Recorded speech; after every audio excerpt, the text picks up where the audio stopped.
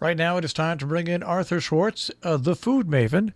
Arthur joins us, of course, every Monday morning at this time, and we talk about food, food, food. Good morning, Arthur. Hey, vez, mia. Food. Food. Okay. Do you remember several weeks ago, more than several, we talked about saucy shrimp cocktail? Yes, I absolutely do. Yes.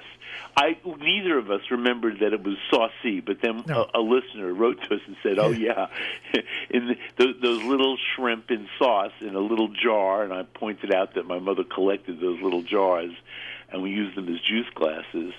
It was a diet that got me into saucy shrimp cocktail. I don't remember which diet. I've been on so many in my life. I do think it might have been early Weight Watchers. Which would have been but that was a little late for me because I didn't do Weight Watchers until the late 60s, which is when it became first popular. Anyway, the whole point of this is that I'm on a diet again, and shrimp to the rescue again. It is a very good diet food. I'm not going to quote the calories, but it's very low, high protein, low fat, although I'm on a diet where you're supposed to eat a lot of fat. Arthur, I can count the calories. 12 shrimp, regular size shrimp. Wait, how many calories? If they're regular size shrimp, not the super big one, but the regular size. Well, this is it. You can't go by per shrimp because, I could look this up on my phone. It's around 15 to 20 calories a shrimp. Per shrimp? Yeah, per shrimp. Somewhere but that between. Must be a big shrimp. Well, that's why I say 15 to 20 calories. It all depends on the size of the shrimp. Well, but how many per pound of the shrimp? That's how they measure shrimp. Yeah. In the number per pound. Yep. For instance, I made a pound of shrimp the other day, and I counted. It was 18 shrimp. And how many shrimp per pound is 15 calories per shrimp? Well, I had the great thing about this. I had there's a supermarket that I get my shrimp from, and when they have to mark the caloric content. What? I'm surprised. I'm surprised in New York if you buy shrimp. Wait. They have to measure the water content. No, the caloric content. Oh, the caloric content. Yeah, no, I've never seen that. Yeah, they have to put it on the outside of the package if you buy them. If it's a natural product like shrimp. Yep. Well, I don't know. I must say, very imprecise here. Yes. In 3.5 ounces, 100 grams. Yep. You could round that up to four ounces. 100 calories. Yeah, it's really low. And that's, I don't know. That's not enough shrimp for me on a diet. No. But here, in a shrimp, 84 calories in 3 ounces. So you figure it out. It's not. It's a great, whatever it is. It's good. It's almost nothing. It's music to our ears. It's something that you could eat a lot of and not worry about the calories or the fat if you're watching fat. I'm adding fat. In fact, I'm on a terrible plateau right now, and one of the many reasons that I might be on a plateau is I'm not eating enough fat. So that calls for, what that calls for, shrimp scampi, which is shrimp cooked in an enormous amount of butter and garlic. By the way, that is not an Italian dish. It was actually created or popularized because, of course, the idea of shrimp with garlic and butter is certainly not original to any one person. But it was popularized by a chef on Long Island, on the North Shore of Long Island. Anyway, and then became, I guess, international. I've never seen a dish like that on the menu in southern Italy, but of course, they don't use butter the way you need to for scampi. You could do, shrimp with olive oil and garlic is pretty good, too. Anyway, so shrimp. I've been buying shrimp, and it's something I haven't done in a long time. I did used to buy shrimp for parties. I had a big house in Cornwall. We had a lot of parties, including family parties. And one of the things we all loved to do was to stand around my big kitchen island and peel shrimp together and dip it into sauces. I would make a bunch of different sauces. I have to say the one that was the most popular and that I still make, although not necessarily for shrimp, is the Chinese scallion and ginger dipping, dunking, finishing sauce. I don't even know what to call it. You just take a lot of chopped scallion. I do this in my mini processor. I throw in the ginger, a good 3-inch hunk of ginger, nice fat 3-inch hunk of ginger peeled. Chunk it up and put it in the mini processor with a whole bunch of scallions, including all the good greens on the top. And you can cut that up into pieces before you put it in the processor. So first do the garlic, then add the scallions, then scrape it out into a heat-proof bowl. I've done this on the air before, so I know some of you have probably even tried this. And then you pour over very hot vegetable oil. I use canola, peanut oil's better. Whatever neutral vegetable oil you use, and about a half a cup, and heat it up in a small heating pan on top of the stove. And then, as you stand back, because you don't want it could foam up. So, by the way, put the scallion and ginger in a bowl that's deep enough that if it foams up, no problem. Even in just a small mixing bowl. And then pour in the hot oil. It will foam up, and you should add at least a big pinch of salt, maybe 2 big pinches of salt. And that's it. Let it sit until it comes to room temperature, and it's delicious. And you could dunk your shrimp into that. Add a little fat to your diet with your barely having any fat shrimp. So almost every shrimp you see in the market has been previously frozen. Almost every shrimp comes in these big blocks, frozen shrimp, and the market defrosts it, and let's hope they sell it the day they defrost it, but, they don't always. So I don't really trust those so much. I really have to know my market is pretty reliable in this department. But if you don't have a market that's reliable, buy frozen shrimp. I mean, the ones in the market were already frozen, so you can defrost them yourself. The only thing you have to watch for when you buy frozen shrimp is that they're separate in the bag, because those kind of shrimp, if they're not separate in the bag, that means it's defrosted enough that they're sticking and then refrozen and then sticking together. That's not the same as going to Chinatown, as I used to, and buy these 5-pound blocks of frozen shrimp. I would put them in a vast, vast pot. I have a vast, vast pot. Not everybody has a pot big enough to cook 5 pounds of shrimp in a block, but in fact I do. And of course it was a dramatic copper pot, so for parties it was sensational. You bring this large, whatever amount of shrimp you're making that are frozen, truthfully, you should have a large amount of boiling water, because you want the shrimp to cook. As soon as you add frozen shrimp, of course, you're going to reduce the heat of the water, and it's going to take a little while for it to come back to the boil. Probably by the time it comes back to the boil, your shrimp are done. If you have already thawed shrimp, 3 minutes in boiling water. Truthfully, if they're tiny shrimp, 2 minutes. If they're enormous shrimp, 3.5 minutes.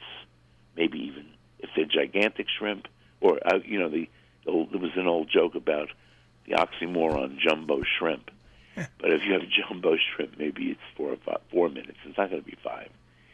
And then you drain them. And if you're not going to eat them immediately, then run them under cold water, and it'll stop the cooking, and then you can finish the cooking when you're ready. But you really just want. That's the way I would do it if I was eating them cold. For dipping into cocktail sauce, which I still love. It's trite, I know, but it's just ketchup and horseradish and a few shots of Tabasco, maybe a few drops of Worcestershire in there. It's sort of like a Bloody Mary mix, except there's no tomato juice.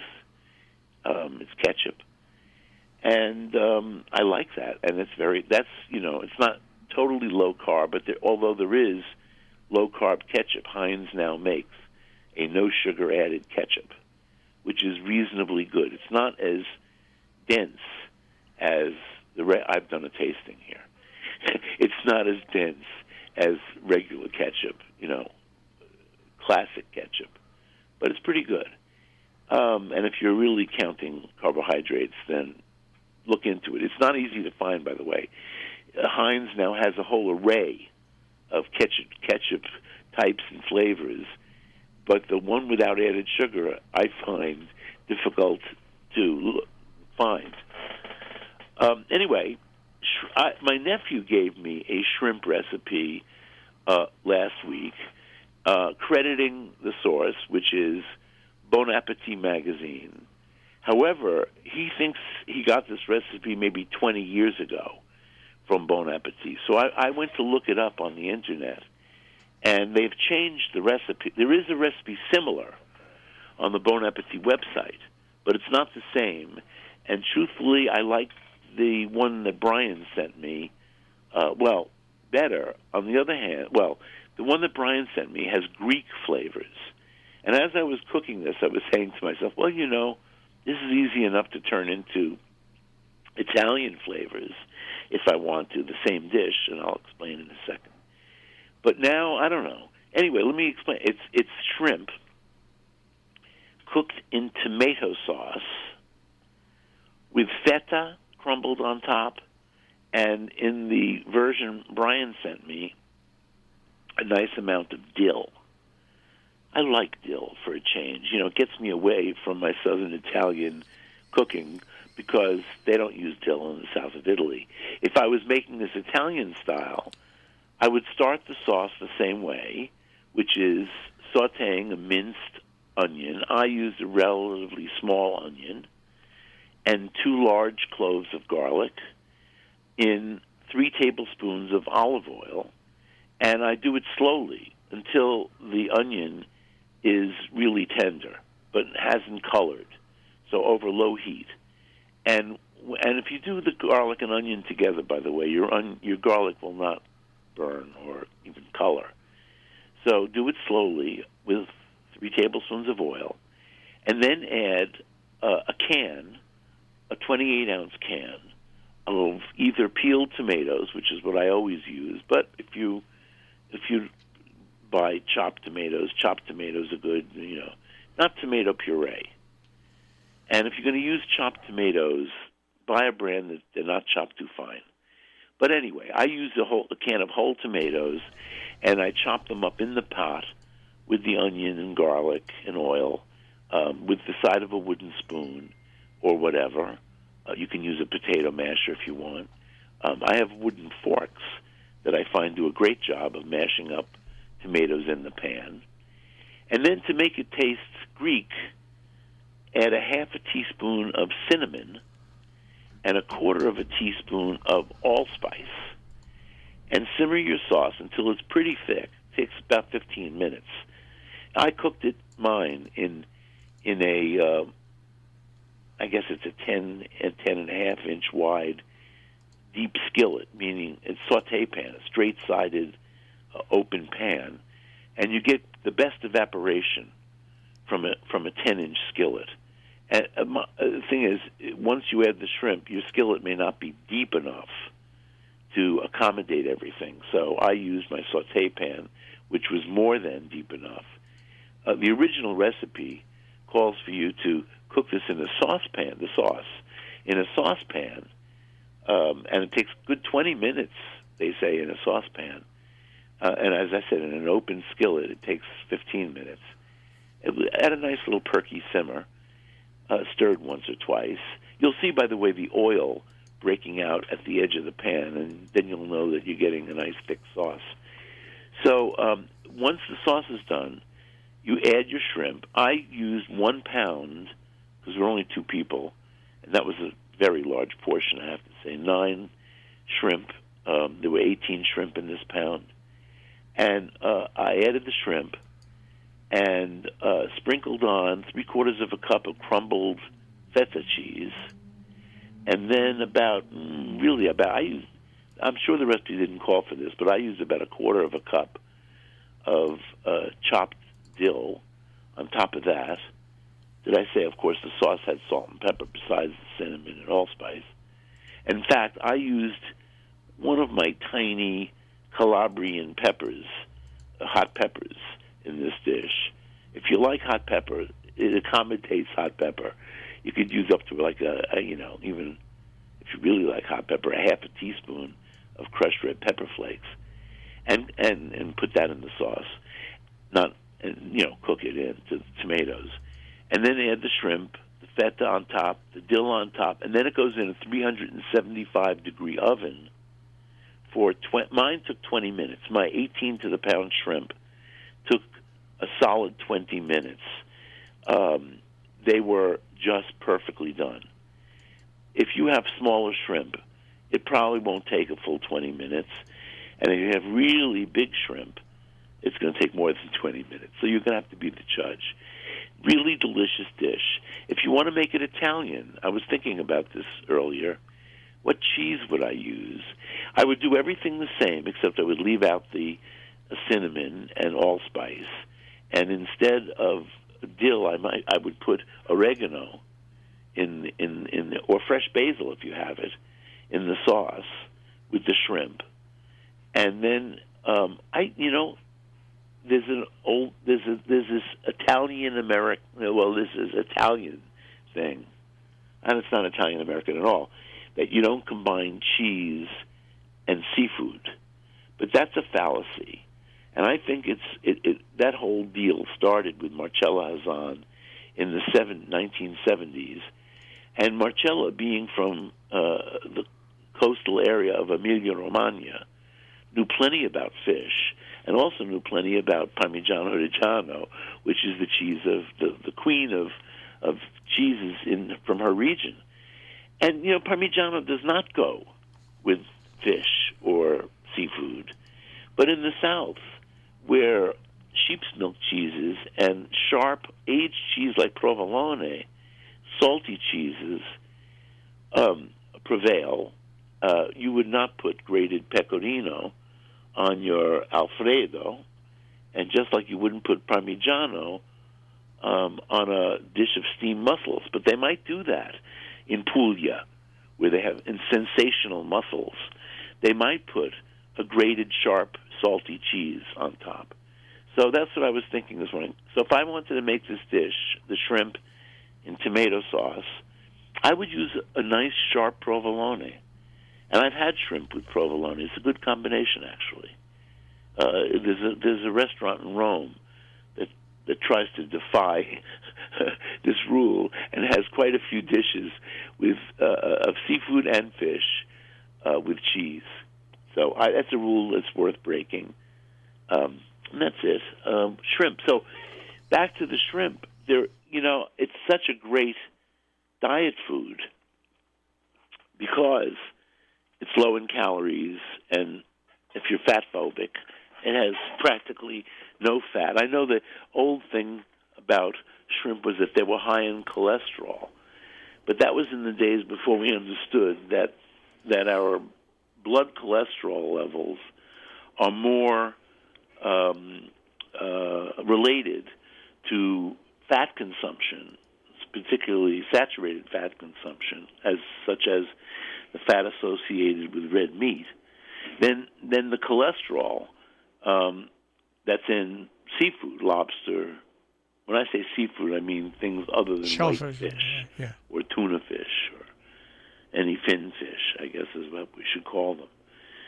So, and a lot of, by the way, when I was making this shrimp with the feta and the dill, which, as I said, I will make again, I was thinking maybe next time, instead of shrimp, I use big chunks of thick cod. I must say cod is one of the least expensive fish right now. Not always. And for whatever reason, I don't know. I haven't checked this out. I'm sure there's a reason. And if you get thick pieces, they cook very beautifully in tomato sauce. I do this frequently. This is just a little different tomato sauce than I usually make because of the cinnamon and allspice. See, look now, it's just a 3/4 of a teaspoon of seasoning, changes the country. That makes the dish. And so it's funny because the Bon Appetit recipe that's on their website now has Italian seasoning and not this Greek seasoning. But Brian says he makes this all the time, and I can see why, because even start to finish, he works until, he makes dinner every night after work. Both he and his wife are doctors, and who knows when they get home, but he usually gets home to make dinner. And this is something really quick. I mean, even from start to finish making the tomato sauce, we're talking certainly less than an hour. But, that said, make the tomato sauce ahead. You can let it sit. And then bring it back to a simmer when you're ready to add the shrimp. Add your shrimp. You should prep your feta cheese ahead of time, and also chop up some dill ahead of time, and then really it's just a matter of sticking it in the oven. It's a really good, and by the way, I would think a good company dish for the same reason.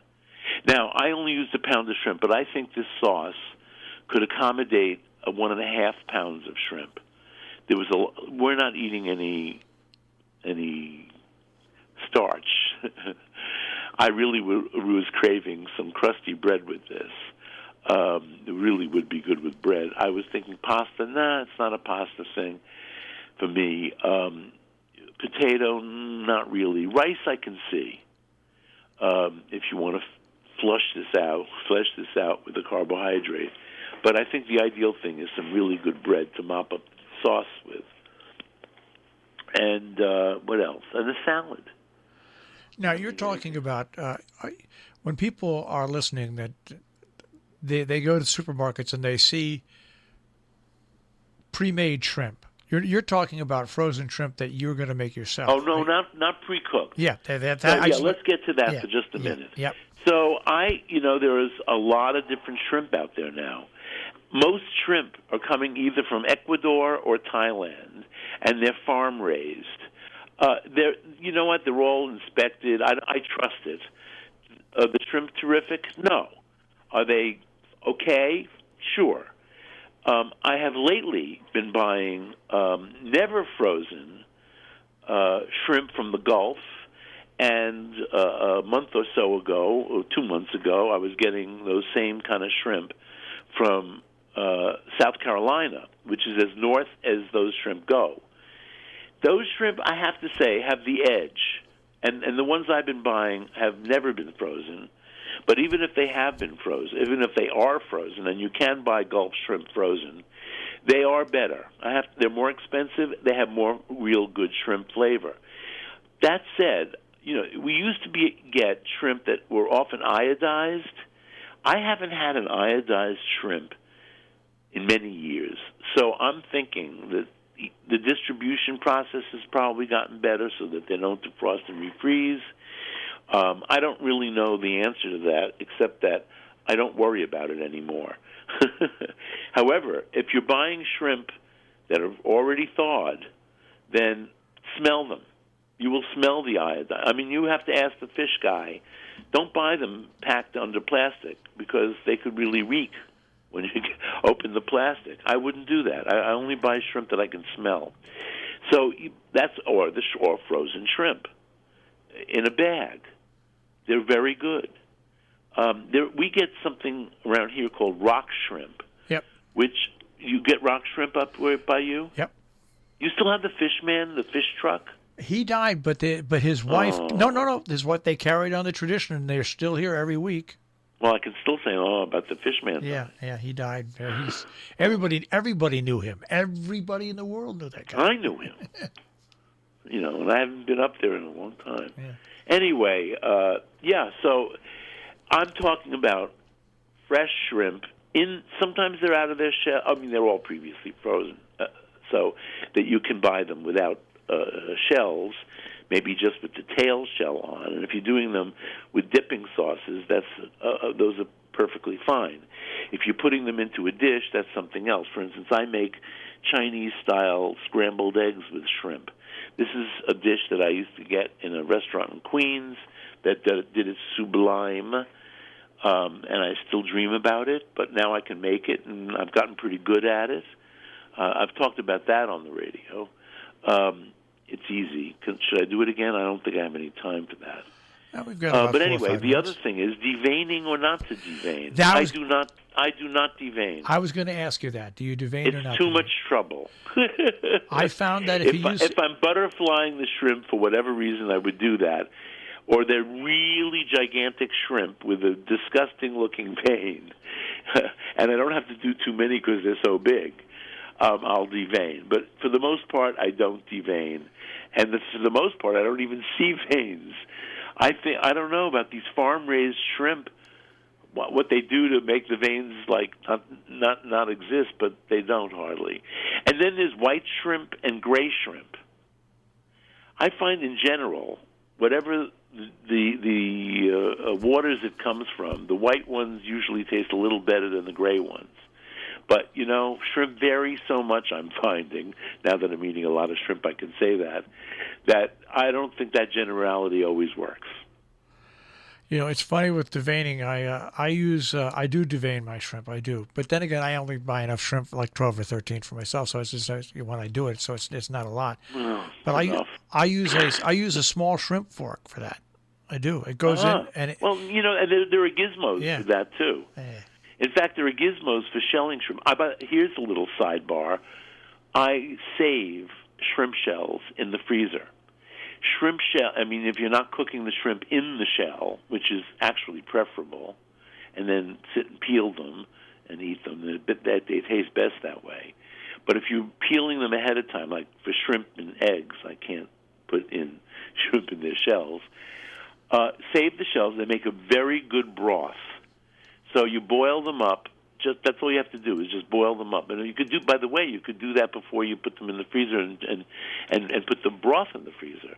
So just cover them with water and boil it until the water has some flavor, and you can add a pinch of salt. And it could be the base of a chowder or a sauce of some kind. I'll think of uses, but I always do. Well, there's 2 ways I love shrimp. I like shrimp scampi, and I like, of course, I love it in fresh made cocktail sauce. Yeah. Yeah, I love a shrimp cocktail. I don't think I should be embarrassed by that. My shrimp. I have a friend who thinks it's embarrassing that I like shrimp cocktail. My shrimp story goes like this. The first time I got married, out of the many times, I said I wanted to make sure there was shrimp cocktail, right? A big bowl of shrimp, and I didn't get any. So the second time I got married, it was at the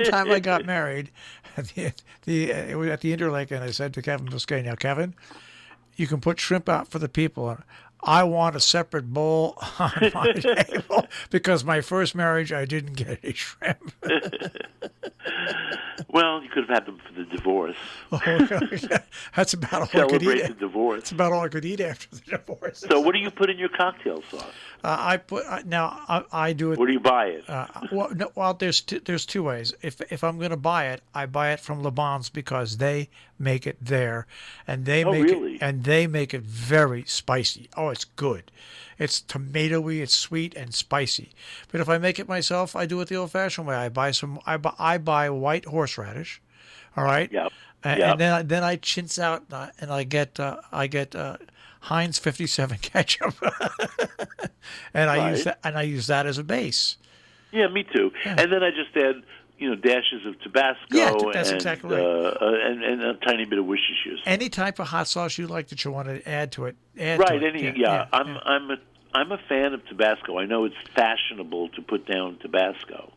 Even in New Orleans, they put down. It's a Louisiana product, but not from New Orleans. It's from, I forget the name of the island. And in any case, they make fun of it in New Orleans because they say it's international, not local. Well, I use Tabasco sauce. I don't use all these newfangled things. I use Tabasco sauce. No, I do. I do too. Right. Well, if I'm eating Mexican food, I have some Mexican hot sauce. Well, it's different, but I want that different flavor. Is it chula or? I forget, but Tabasco sauce. All right. That actually might be good on shrimp. And this week, I'm going to play with Thai red curry paste, which I only recently discovered you could buy in the supermarket. I'm not sure what I'm doing with it yet, but I tasted it. It has wonderful flavor, and it's not that hot. So we'll see. I'm not sure. I could probably make a wonderful shrimp curry, couldn't I? Yeah, absolutely. Yeah. Everything I've read about these products you can buy in the supermarket say, well, this is all by Thai people. They say, well, it's okay, but add some freshly grated ginger and garlic to it to doctor it up. So that's probably what I'm gonna. That's my beginning. All right. All right. Well, anyway, enjoy your shrimp. And we will speak to you next week. However you eat them. And we'll speak to you next week. Take care. Take care, Arthur. Arthur Schwartz, the Food Maven, here on Robin Hood Radio, robinhoodradio.com on the web. Underwriting support for Arthur Schwartz, the Food Maven, John Andrews Restaurant on the Hillsdale Road in South Egremont, 413-528-3467, and on the web, jarestaurant.com. Rubiners Cheesemongers and Grocers on Main Street in Great Barrington, 413-528-0488, rubiners.com. Hillsdale Home Chef, more information, 518-325-7000, hgshomechef.com.